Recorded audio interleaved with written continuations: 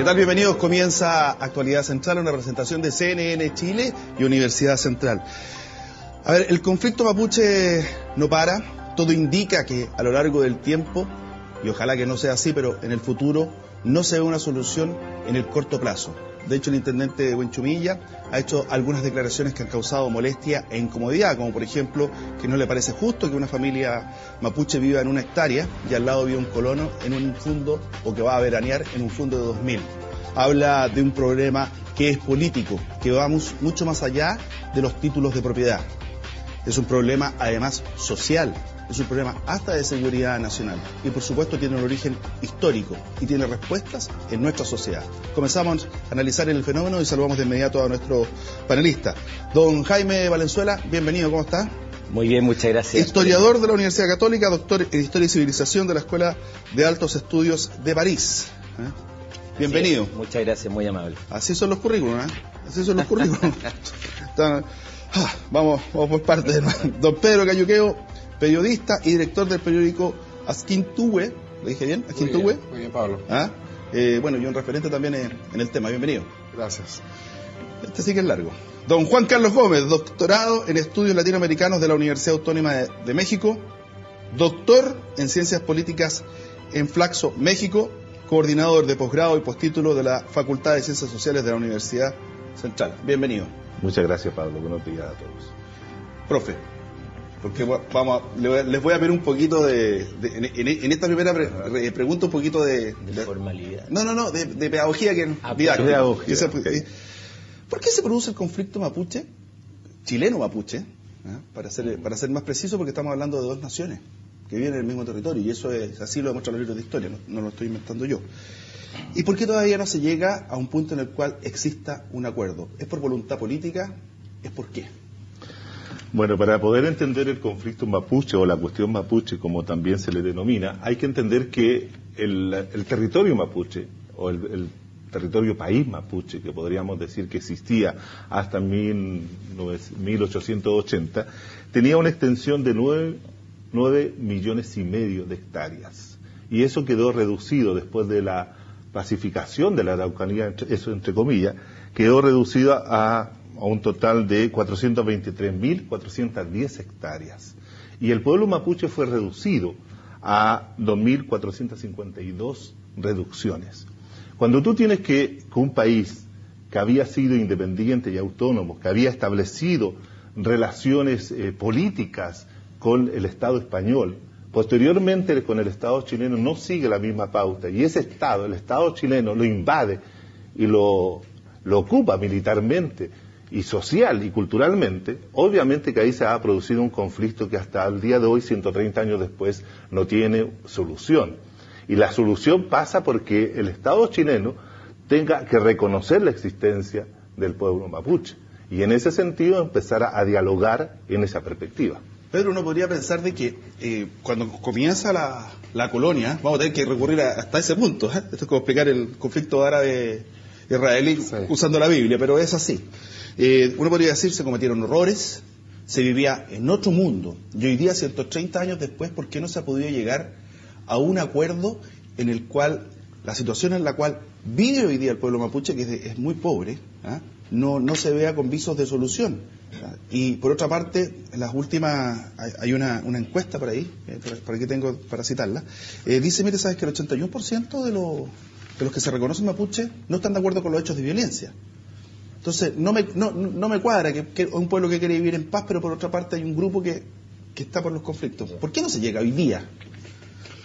A ver, a mí me alegra mucho escuchar al profesor hablar de país mapuche, ¿ya? Porque siento que ahí estamos apuntando a un trasfondo que tiene el conflicto, que hoy día, en los tiempos actuales, es un trasfondo real y que hay que tomar en cuenta.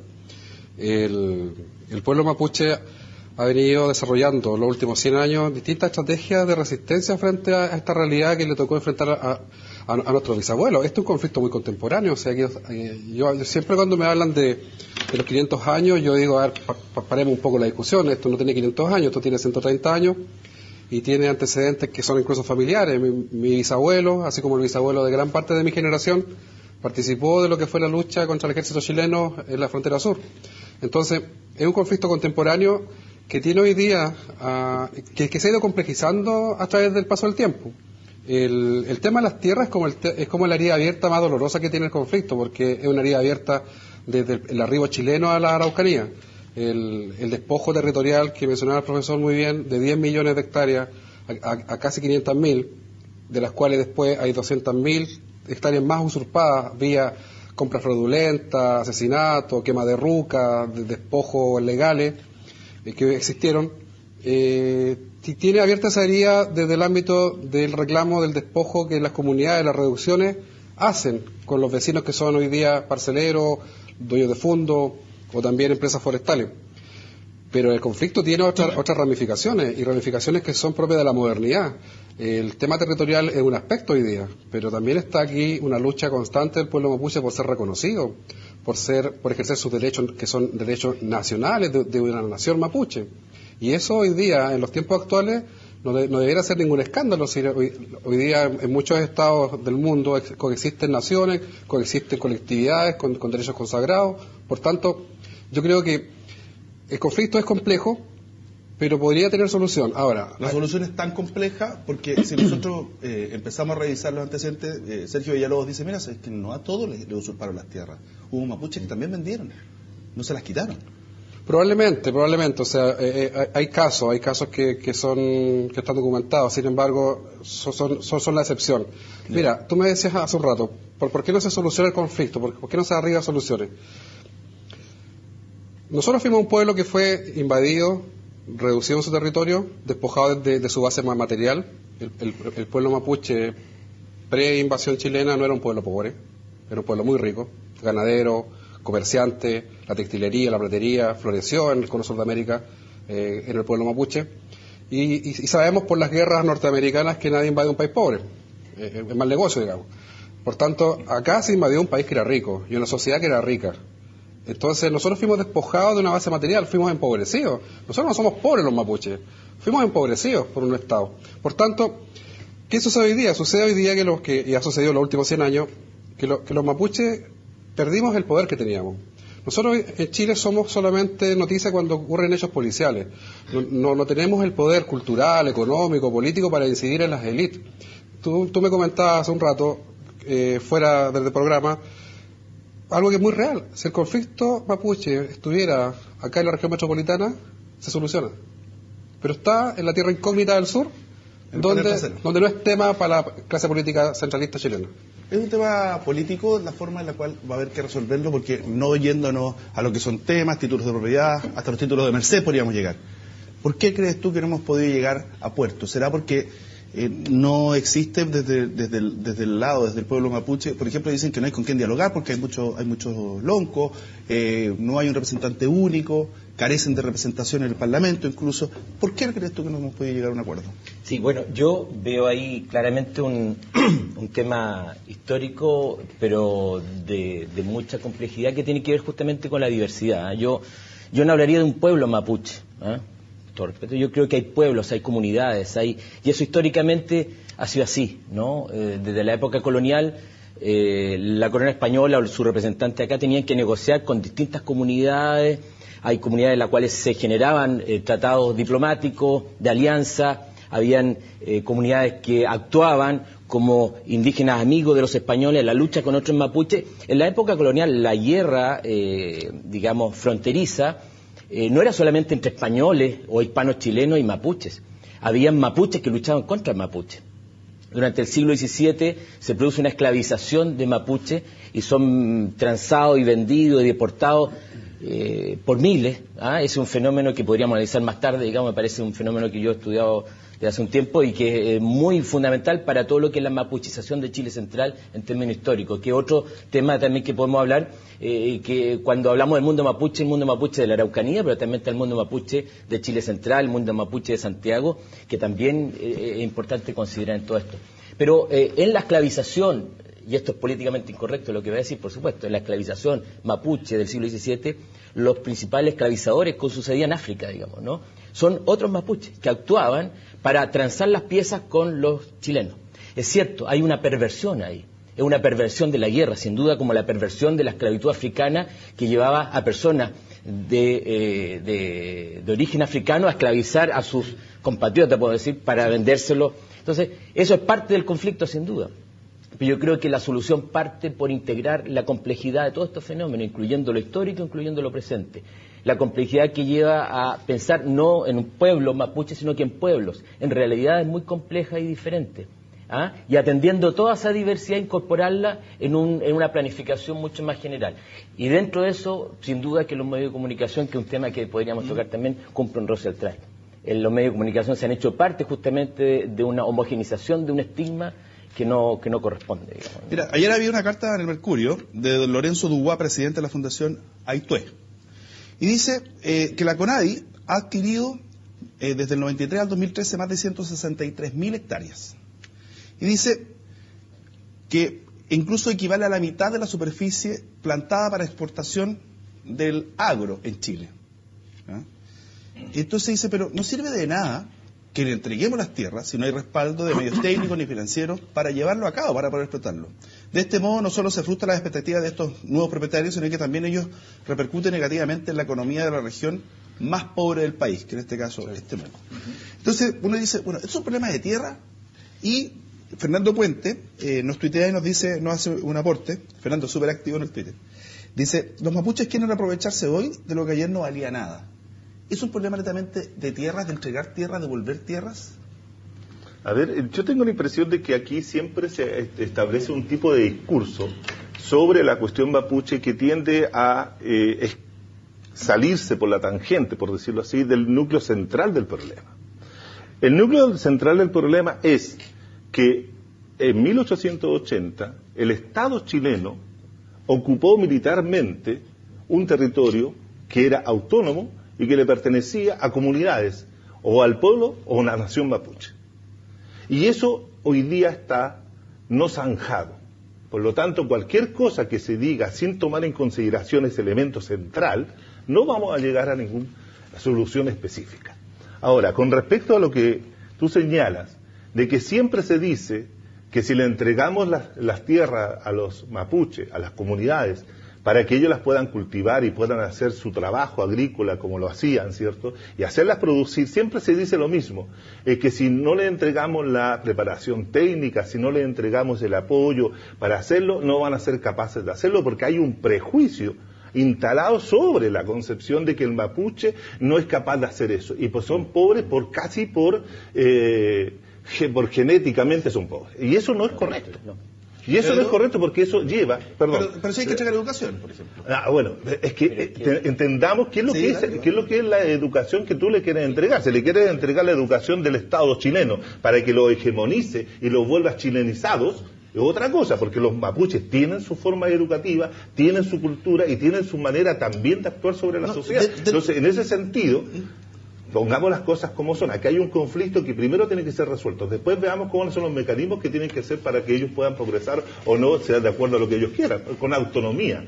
Jaime, tú quieres desordenar el programa. Hazlo nomás. Pero lo que pasa es que me gusta interactuar. Sí, dale. Lo que pasa es que claramente, yo te encuentro toda la razón, hay un tema ahí de hegemonía cultural que ha sido permanente, ¿no? Permanente y que pasó en el norte de Chile también con la ocupación de Tacna y Arica en el periodo posterior a la Guerra del Pacífico, ¿no? Hay estudios que demuestran todo lo que es la chilenización represiva, digamos, de esa región, previendo el plebiscito que se iba a hacer después, ¿no? Para dividir. Entonces, ahí hay un tema que justamente hay que tratar con mucho cuidado, que es lo que es educación, porque normalmente tendemos a pensar que la educación occidental es la educación que va asociada al progreso, y el progreso lleva a un tipo de economía y de explotación de la tierra que es nuestro parámetro desarrollista, digamos, llamada neoliberal, etcétera. Entonces, me parece que esos no son los parámetros adecuados para esa realidad.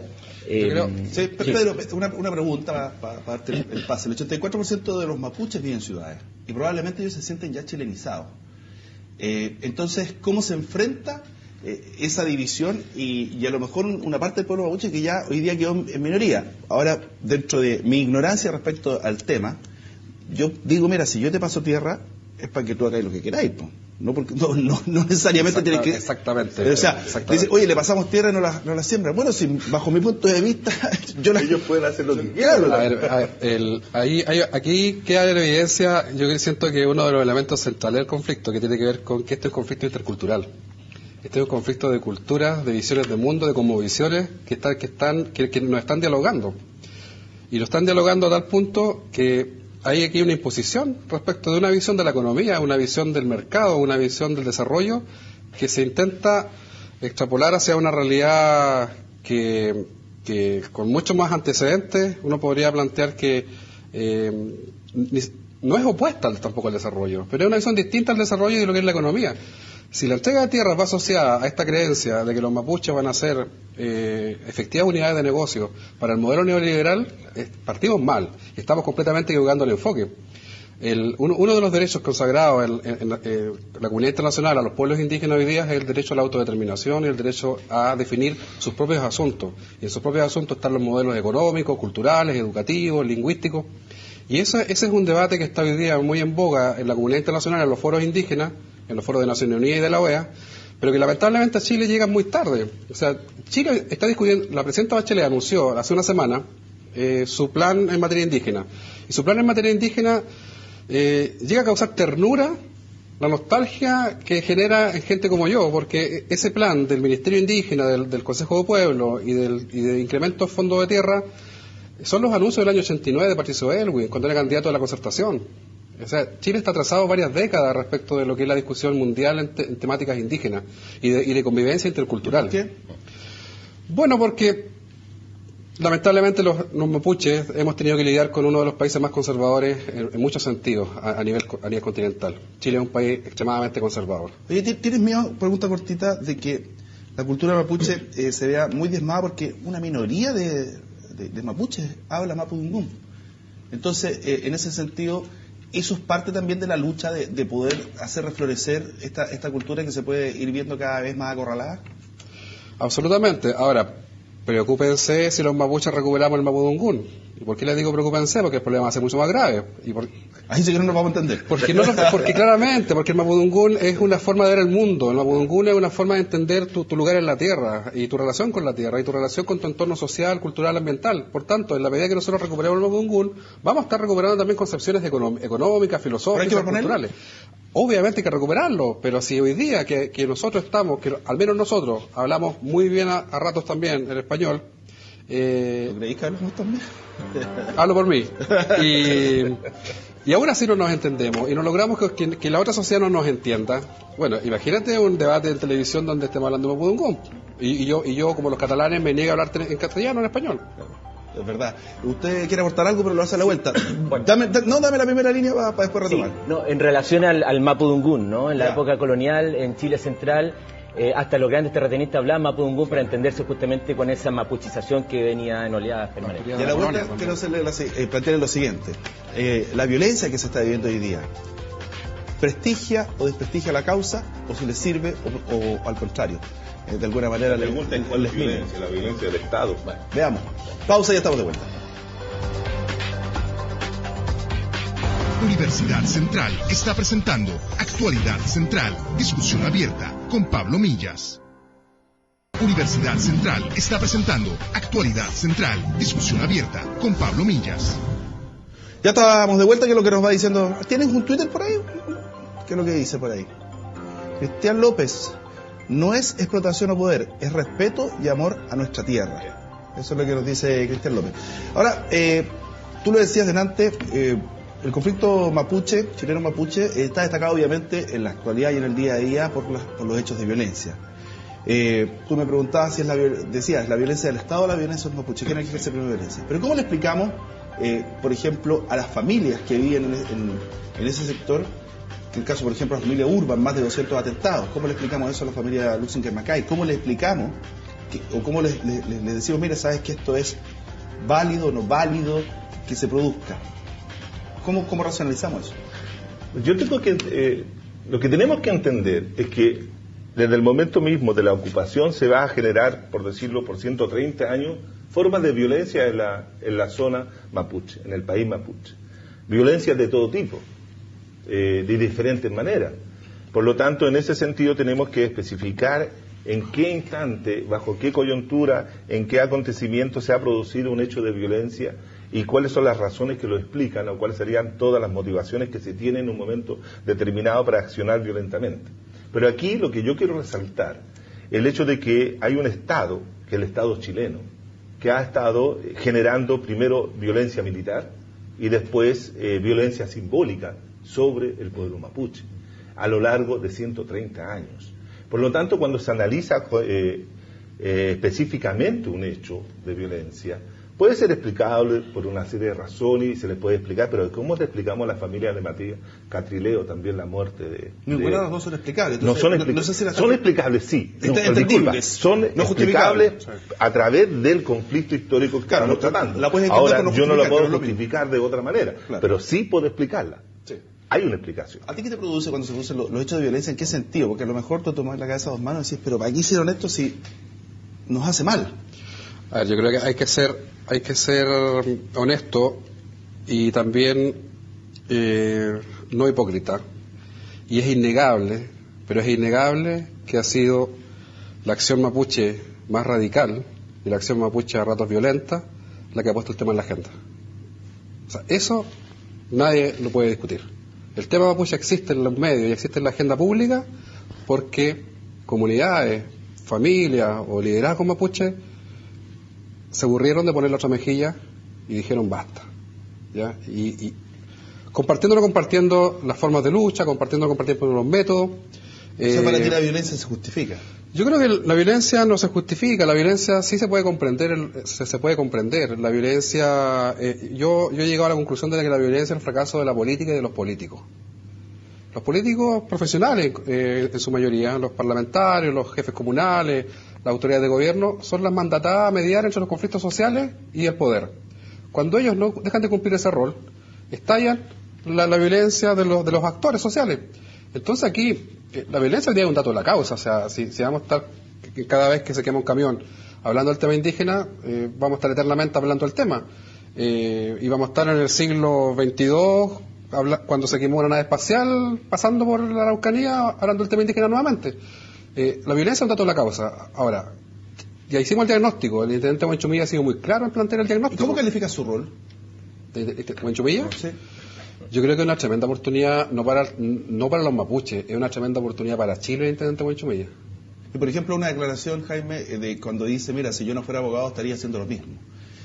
¿Se justifica la violencia de alguna manera? O sea, finalmente es la consecuencia de muchas cosas probablemente. La pregunta, ¿se justifica la violencia? Dura la pregunta. No, yo no justifico la violencia, yo la comprendo, la entiendo, la explico dentro del proceso, como dicen mis colegas, digamos, ¿no? Ahora, bueno, volviendo al tema del intendente, yo creo que aquí hay un gran desafío mayor, más amplio que la tierra, que el problema de la violencia, que el desafío como sociedad de abrirnos a dejar de invisibilizar al mundo mapuche, a las comunidades, al pueblo, incluyendo la Araucanía, incluyendo los mapuches Chile Central, incluyendo los mapuches que viven en Santiago, ¿no? Y para eso se necesita osadía política, se necesitan gestos que saquen de la invisibilización, ¿no? Que reivindiquen una identidad que no necesariamente está vinculada a como pueblo originario hace 500 años, son identidades que se van transformando. Es decir, lo que llamamos mestizaje, en fin, es parte de la identidad indígena, se transforma, son constructivas, digamos, son creadoras como todas las identidades. No es que si el mundo mapuche utiliza o no un trarilonco de determinada manera que existía en el siglo XVI, depende de eso que sea o no sea mapuche, la identidad se transforma. Entonces, para eso se requiere un cambio cultural profundo en la sociedad chilena y que tiene que ver con que somos una sociedad esencialmente racista, esencialmente xenófoba con el mundo mapuche, que nos creemos los ingleses en Latinoamérica, que teutonizamos la Araucanía, porque le repartimos tierra, el Estado chileno, nosotros, el Estado chileno en un momento le repartió tierra a inmigrantes blancos y de pelo rubio, por decirlo de alguna manera, porque eran símbolo de la civilización y el progreso del siglo XIX y la Europa que progresaba, la alemana, etcétera, ¿no? Vamos a ver lo que nos dice un Twitter, a ver, que nos puede ir aportando a la conversación. Dice L. Grange, dice la violencia no surge de la nada, son años de abusos y brutalidades. Y ahí mi pregunta es, ¿y qué pasa con el Estado de Derecho? ¿Te la quiera contestar? Ahí la pongo al medio. Bueno, porque el Estado de Derecho pertenece al Estado chileno. No necesariamente puede ser extendidos al Estado mapuche o al país mapuche. Me explico. Si nosotros pensamos que hoy día en América Latina una de las reivindicaciones más importantes del movimiento indígena latinoamericano o en América Latina ha sido el reivindicar para sí los usos y costumbres tradicionales, históricos, de larga data, ellos también pueden tener, el pueblo mapuche puede tener indudablemente su propio Estado de Derecho, que está en base justamente a los usos y costumbres. Y por lo tanto, en ese sentido, cuando nosotros pensamos, por lo menos yo pienso, las relaciones entre el país mapuche y el Estado chileno tendría que ser entre dos formas, en la cual, cierto, se articula una relación de convivencia, en la cual el pueblo mapuche tenga autonomía territorial, autonomía en cuanto pueda darse su forma.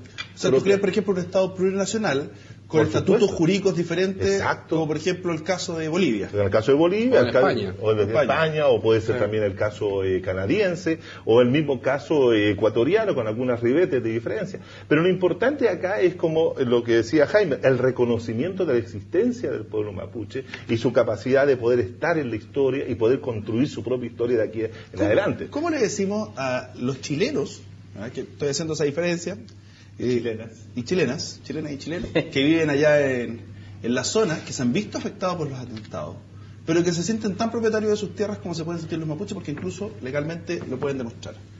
Y que ellos también dicen, ¿sabéis qué? Yo, ¿qué culpa tengo de lo que haya hecho bisabuelo, mis antepasados? Pero yo estoy aquí, trabajo tranquilo y vivo asustado, tengo que andar armado. ¿Cómo le decimos que, mira, ¿sabes qué? Tú estás pagando el precio de la historia? A ver, primero respecto del Estado de Derecho. Yo creo que hay pocos pueblos indígenas en Sudamérica más respetuosos del Estado de Derecho occidental que los mapuches. ¿Y por qué te planteo esto? Porque gran parte de las demandas de tierra que hoy día existen son demandas de tierra que llevan 100 años de espera en tribunales. Yo vi a mi bisabuelo, Luis Millaqueo, lonco de la comunidad, no lo vi personalmente, mi madre me contaba, deambulando por tribunales reclamando tierras que el Estado les asignó, el Estado de Derecho chileno le asignó a la comunidad y fueron quitadas en 1910, 1920 por los colonos recién llegados. Después vi a mi abuelo Alberto deambulando por tribunales también buscando soluciones a esos problemas, exigiendo que se respetara el Estado de Derecho chileno, ya asumiendo la derrota militar, asumiendo el despojo, asumiendo la invasión. Entonces, los conflictos que estallan en los años 90 son los conflictos que los bisnietos de esos mapuches, cansados, aburridos, hastiados y golpeados también, deciden sobrepasar el Estado de Derecho. Entonces, ojo con eso, que Chile ha tenido la suerte de enfrentarse a un pueblo que tiene conductas culturales muy propias del protocolo de la diplomacia. Los mapuches son un pueblo totalmente y absolutamente conservador en ese sentido. Somos de mucho parlamentar, de mucho acordar, de mucho dialogar. Entonces, cuando se habla del Estado de Derecho y se hace alerta respecto de la violencia mapuche, yo digo, agradezcan que se cruzaron con los mapuches, porque otros pueblos indígenas del continente son mucho más radicales. Hagamos una pausa, después entramos a hablar, por ejemplo, de los grupos radicales acerca de la representación que se propone que tendrían en el Congreso Nacional, si es que aporta o no aporta, y si es que es una representación única de los pueblos originarios o cada uno de ellos va a tener algo. Pausa y ya estamos de vuelta. Universidad Central está presentando Actualidad Central, discusión abierta con Pablo Millas.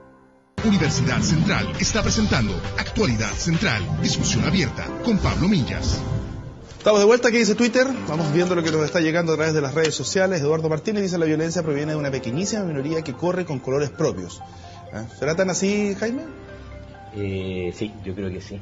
Yo creo que hay no sé si con colores propios, pero sí, sin duda, que como el tema encapuchado. Ahora, volvemos a los medios de comunicación. En las movilizaciones estudiantiles, los medios de comunicación se centran en un grupo de personas encapuchadas que está rompiendo letreros y causando desmanes, y los miles de estudiantes y profesores que circulan pacíficamente y reclamando salen así como de pasadita, ¿no? Nunca se te olvide con una mejor noticia. Bueno, es el tema de los que una mala noticia. Es el tema de los medios. Por aquí no se cubre, no se cubre policial, se le deja muy muy en el plano que corresponde. ¿Tú querías decir algo Sí, delante estábamos hablando de yo hablaba de la osadía política que es necesaria en este momento, ¿no? Yo creo que sin duda el intendente Huenchumilla es un representante de esa osadía política que es necesaria en este momento, porque si este problema no se enfrenta con osadía, vamos a seguir entrampados en las propuestas de Patricio Aylwin y la concertación y etcétera, ¿no? ¿Qué ganamos con...? Dale. No, yo tengo una impresión de lo que dice Jaime, es muy, muy interesante y muy importante.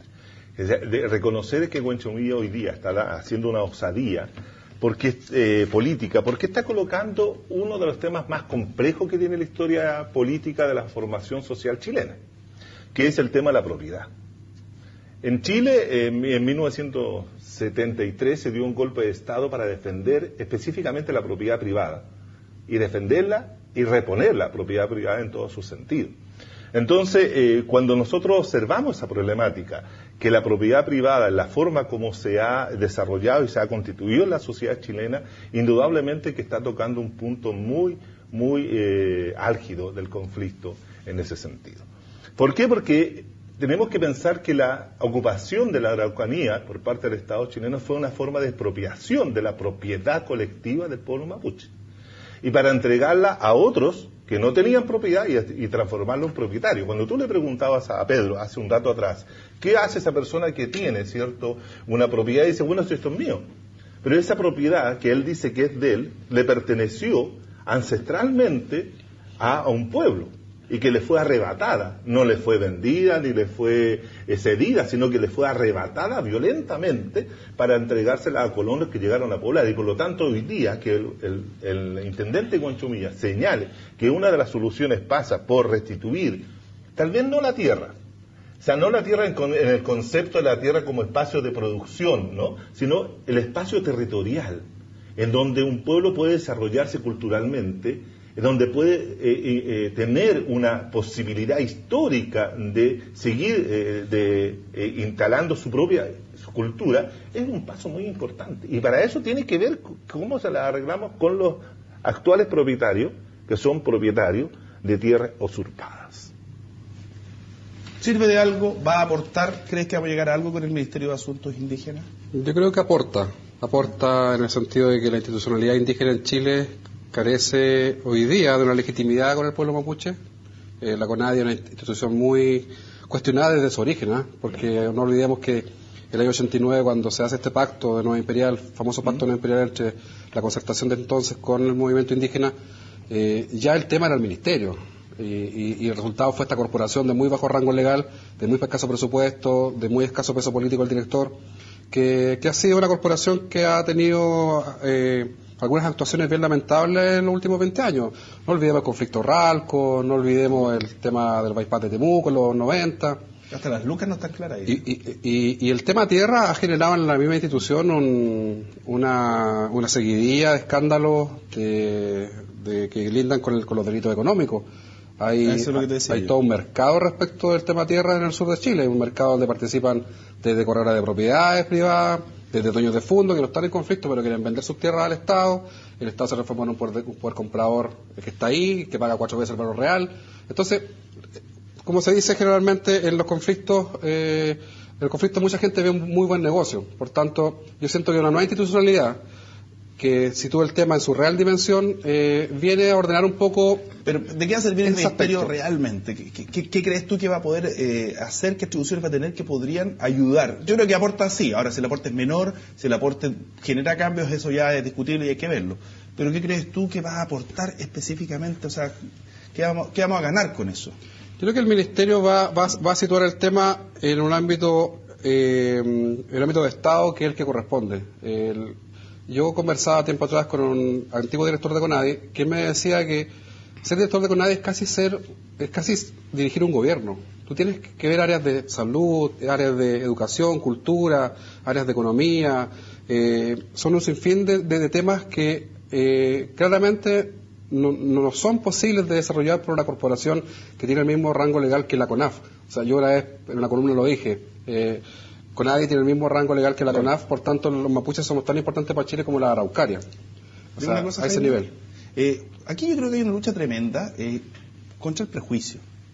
contra el prejuicio de que se va formando, que se formó y que se forma siempre por una esencia que a veces existe, una mala esencia existe en la sociedad chilena del prejuicio con el indio, con el mapuche, y un prejuicio también que se ha ido generando en el último tiempo, por ejemplo, por los hechos de violencia.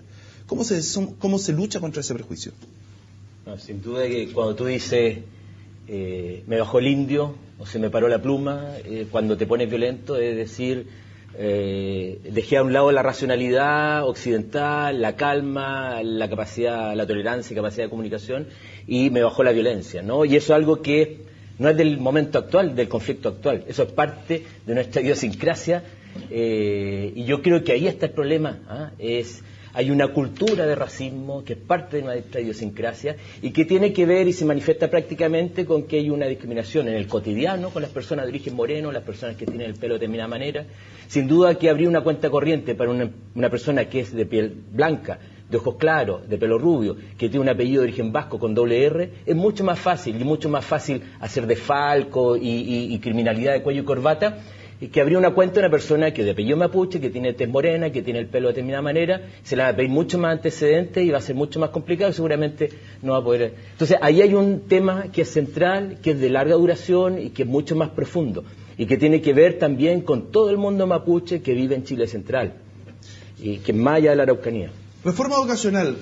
¿Cómo logramos mayor integración? Y si ustedes, a lo menos lo que se ha presentado hasta el momento, sienten que el tema con los pueblos originarios, porque también tenemos que hablar de lo que es la Pascua, los pueblos que se encuentran más al norte, ¿de qué manera la reforma educacional debiera aportar, cuando ya dejemos de hablar de los fierros, porque estamos hablando del cemento, los fierros y las lucas, pero todavía no hablamos de los contenidos, ¿de qué manera debiera aportar? Si nosotros entramos a una reforma educacional realmente sustantiva, que deje y abandone todo este problema de cuánto vamos a gastar y cuántas lucas más, cuántas lucas menos, y entramos en una reforma educacional pero que tenga que ver con una perspectiva de Estado nueva. Es decir, si nosotros somos capaces de hacer una asamblea constituyente y esa asamblea constituyente permita, ¿cierto?, establecer una nueva forma de Estado, un Estado plurinacional en la cual se reconozca la existencia de las naciones y los pueblos originarios, indudablemente que eso va a llevar a que la forma de educar y formar a las futuras generaciones va a tener que cambiar. No va a poder seguir siendo la historia vista desde los vencedores o vista desde el Estado. Tendrá que ser una historia que incorpore también los otros que están en el territorio nacional o lo que fuera, ¿no? Entonces, en ese sentido, la reforma educacional tiene que empezar a incorporar y a integrar para eliminar los asuntos de los prejuicios. Los prejuicios son cosas que se mantienen, déjame terminar, sí, en la mentalidad. Entonces, ¿cómo lo educas? Educas a la gente también a que el otro no es algo peligroso, no es algo detestable, sino que también es parte de una comunidad a la cual tienen que convivir cada uno. Y por lo tanto, en ese momento vas a estar haciendo una educación distinta. La educación además tendría que, por ejemplo, en lo inmediato, en el cambio de contenido, por ejemplo, incluir libros de historia como la demarcación painemal. Sí. Te estoy citando de una columna que tú escribiste. En ese sentido, ¿cuál ha sido el aporte desde el Estado o el desaporte a la concepción que se puede tener de los pueblos originarios y qué debiera hacer esta reforma educacional? Insisto, cuando dejemos hablar, como también tú decías, de las lucas, de los impuestos, todo eso. Mira, en una entrevista que salió el día de ayer en ¿Qué pasa?, Carlos Aldunate, el director del Museo Precolombino, él dijo lo siguiente: Chile es una construcción de una élite que se decidió en una mesa. Y esa construcción fue en base a la educación. La educación fue el camino para construir ese Chile del siglo XIX, ese Chile conservador, monocultural, mononacional, monolingüe, bastante también católico, que heredamos las generaciones actuales. Ese Chile no ha cambiado mucho, ojo, este país y su concepción de sociedad, de estructura de Estado, de modelo económico, no ha cambiado mucho en los últimos 2 siglos. Yo me sorprendo cuando, por ejemplo, en el ámbito económico se plantea que tenemos grandes empresarios que están como a la vanguardia en el mundial y resulta que están exportando materias primas. Aquí no ha cambiado mucho la matriz productiva de este país, no estamos produciendo software ni generando valor al conocimiento. Aquí se está exportando palos, piedra y pescado. Entonces, a ver, para mí el cambio cultural es clave para que arribemos algún día a un diálogo intercultural válido que permita reconocimiento y permita que los mapuches también podamos gozar de los derechos nacionales que nos asisten como colectividad. Ese cambio cultural yo siento que hoy día está en marcha. Yo siento que hay un cambio generacional en la sociedad chilena, hay un cambio cultural que se está produciendo. Los fenómenos como los estudiantes que se están movilizando por sus derechos dan cuenta de eso. Lamentablemente siempre van a la saga los políticos y las leyes. Eso es así a nivel mundial. Pero yo creo que ese cambio cultural es un cambio cultural que tenemos que impulsar y la educación es un camino para eso. ¿Enseñar mapudungún, por ejemplo, en la escuela? Absolutamente. Yo voy a decir una barbaridad aquí, y que es lo siguiente. Si la educación gratuita y de calidad que me están ofreciendo, que le están ofreciendo a mi hija, que se está luchando para que tengan los estudiantes, y mi hija la va a tener, que tiene 9 años, es la misma que yo tuve, yo no quiero educación gratuita y de calidad, porque es racista y discriminatoria.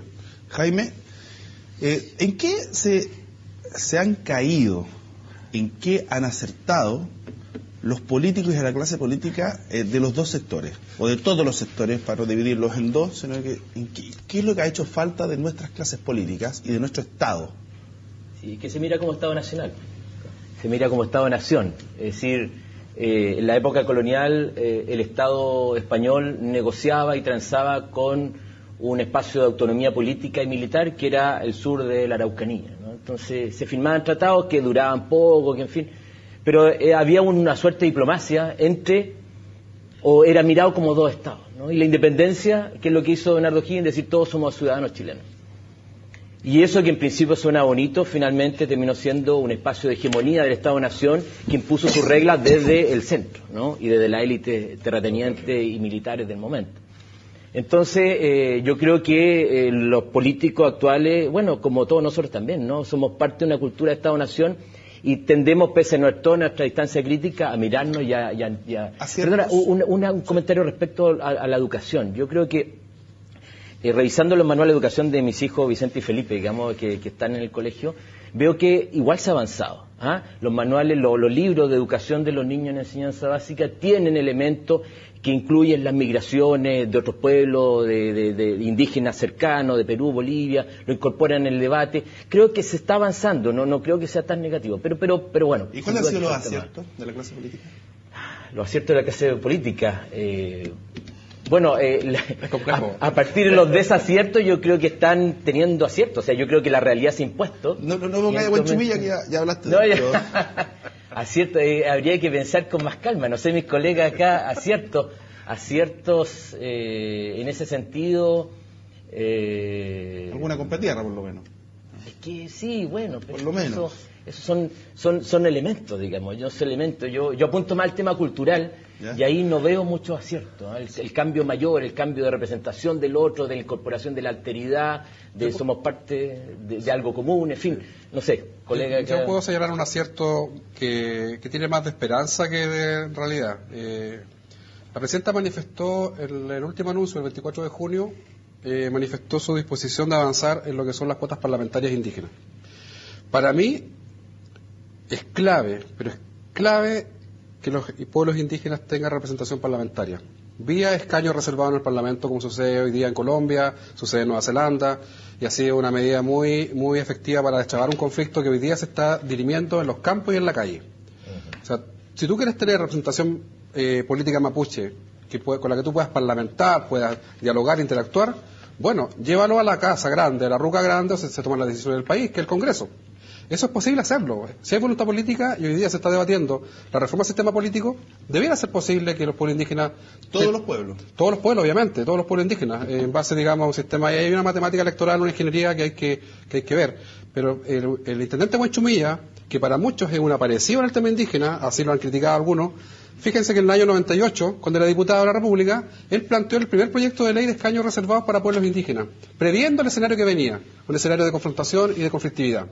Ese anuncio de la presidenta, que fue más una manifestación de intenciones, yo la veo positiva, porque efectivamente hay que terminar también con el clientelismo de los partidos políticos hacia los pueblos indígenas. O sea, hay también mucho de eso, de por qué no se ha avanzado. Nosotros somos clientela en el sur de los partidos políticos, de alianza y concertación, o nueva mayoría. Por tanto, que la representación indígena hoy día llegue al Parlamento de forma autónoma, había un padrón electoral paralelo, hay distintos mecanismos, es muy positivo, porque te va a generar una interlocución.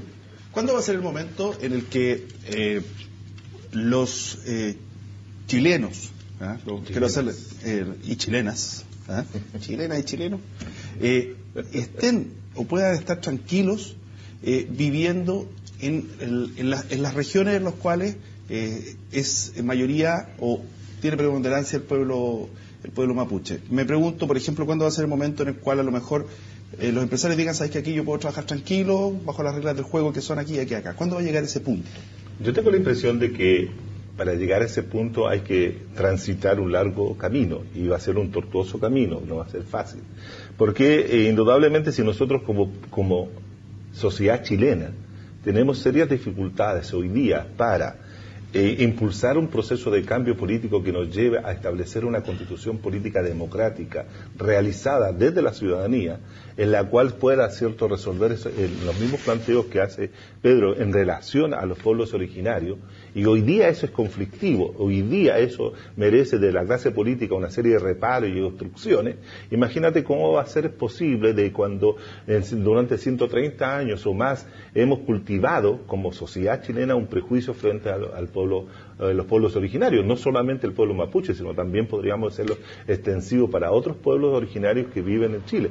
Entonces, en ese sentido, va a ser un proceso largo, pero que ahí van a haber varios factores que van a influir, ¿cierto?, fundamentalmente en la manera como resolvamos este conflicto que hoy día actualmente tenemos presente, porque eso va a dar la base material para poder avanzar en los otros cambios. De lo contrario, vamos a seguir situados. Y por que el Estado Nacional pierda, ¿cierto?, esa característica de ser hegemónico y dominante. Pausa, ya estamos de vuelta, ya volvemos. Universidad Central está presentando Actualidad Central, discusión abierta con Pablo Millas. Universidad Central está presentando Actualidad Central, discusión abierta con Pablo Millas. Ya estamos de vuelta, le quiero pasar un avisito y una invitación para que ustedes vayan, muchachos, están totalmente invitados. Para este martes 1 de julio a las 12 horas, a las 12 del día, se lanza la candidatura al Premio Nacional de Literatura de Poli Delano. ¿Y dónde? Va a ser ahí en el edificio Vicente Kovacevic de la Universidad Central, en Santa Isabel 1278, y además se va a aprovechar de presentar su novela Afuera es Noche y la compilación Según Pasan los Años. Así que a las 12 del día martes, esto puede ir a la Universidad Central, va a compartir con Poli Delano, va a estar Darío Oce y Víctor Sáez presentando estas novelas, pero es el lanzamiento de su candidatura para el Premio Nacional de Literatura de Poli Delano. Así es que vaya nomás ahí a la Universidad Central. Ahora, cualquier información, por si no alcanza a anotar obviamente, www.ucentral.cl para que vaya a ver este lanzamiento de novela, pero lo más importante, el lanzamiento de la candidatura del Premio Nacional de Literatura. Conversando aquí entre medio, tú ves, o ustedes ven aquí, la respuesta es súper cortita, pero después les toca. ¿Tienen esperanza en que en el corto plazo se pudiese producir paz finalmente en la Araucanía? ¿En el corto plazo va nada, Jaime? No, en el corto plazo lo dudo. Se requiere un proceso más amplio, más lento, y los medios de comunicación, insisto, tienen que jugar un rol ahí. ¿Pedro? Yo soy optimista por naturaleza. Yo creo que sí, que hay señales positivas. La señal de Huaychumilla es muy potente y ha gestado una legitimación en el mundo mapuche muy transversal. Y creo también que el ciclo político actual que vivimos es un ciclo constituyente, un ciclo de cambio, un ciclo de... celebramos hace muy poco el Huachipantu nosotros, sí, el cambio de ciclo de la tierra, y eso hace que uno esté como cuando comienza enero, está con todas las pilas para el nuevo año, y junio es nuestro enero para los mapuches. Así que yo estoy esperanzado, como también estoy esperanzado que vamos a golear a Brasil hoy día. No lo vamos a golear. Sí. Lo vamos a golear. Bueno, es difícil la pregunta en el sentido de que los tiempos políticos no se pueden como establecer con mucha precisión, ¿no? Porque eso tiene que ver con los actores, la voluntad política de cada uno de ellos que quieran avanzar hacia la paz. Ahora, indudablemente, si tú dices paz, muchos podrán cuestionarse y preguntar, ¿estamos hoy día claramente en una situación de no paz en esa región? Tal vez algunos dirán que no, que hay paz y pues solamente que hay hechos criminales porque hay una suerte de criminalización del conflicto mapuche. Entonces, en ese sentido, dirán que la única forma de resolver el problema de la criminalización a las acciones violentas es aplicando el Estado de Derecho. Pero la paz, en el sentido de fondo, en que resuelva la situación del pueblo mapuche, va a tomar su tiempo. Aunque, como bien dice Pedro, el tiempo de hoy día puede ser instituyente.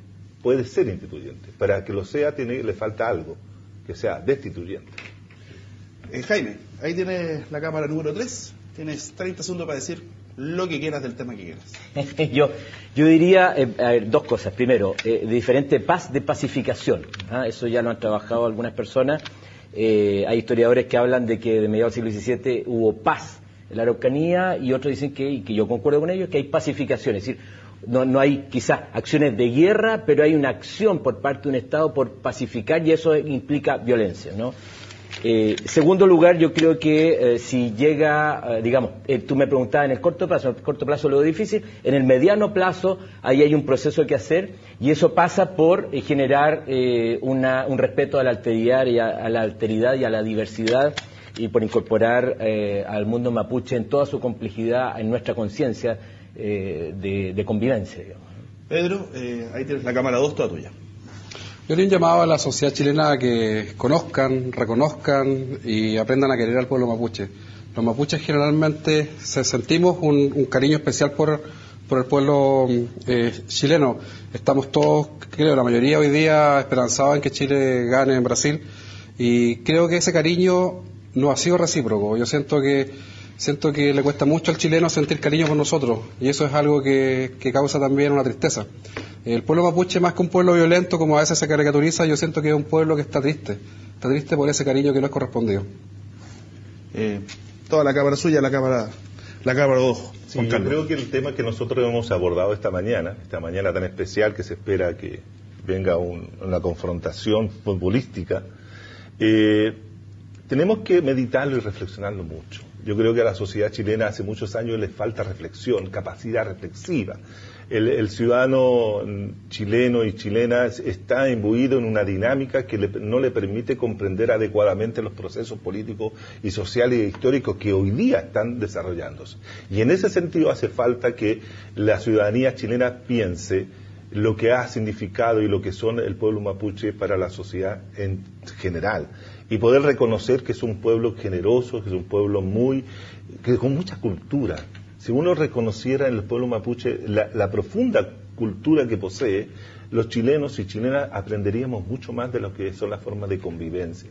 En ese sentido, el reconocimiento, y aquí hay una cuestión que es muy fundamental, el buen vivir, el saber vivir en una convivencia adecuada con la naturaleza.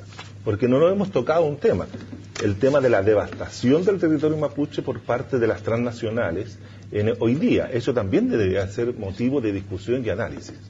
Señores, muchas gracias por habernos acompañado, gracias por la conversación, el panel, por ilustrarnos. ¿Cuáles son tus 2 o 3 platos favoritos mapuche? La pizza. No. Con merquén. El Capitán Pastene, tú puedes comer pizza con merquén y con changle incluso. Bueno, ya. No, yo soy fanático del caballo. Que me perdonen los animalistas, pero el cagüello es un plato excepcional. El churrasco de caballo, con sus buenas papas cocidas de quepe. Bueno, te tengo que aclarar que en Chile se come mucho churrasco de caballo y todo eso. Sí. Que uno sepa. Hoy día debe estar haciendo muchos asados de caballo. Bueno, hay carnicería equina en Santiago, muchas. Muchas gracias por habernos acompañado. Nos encontramos el próximo fin de semana con otro tema país. Quisimos hacer un aporte con esta conversación. Bueno, los Twitter y la sintonía lo reflejan, que fue bien recibido. Hasta el próximo fin de semana.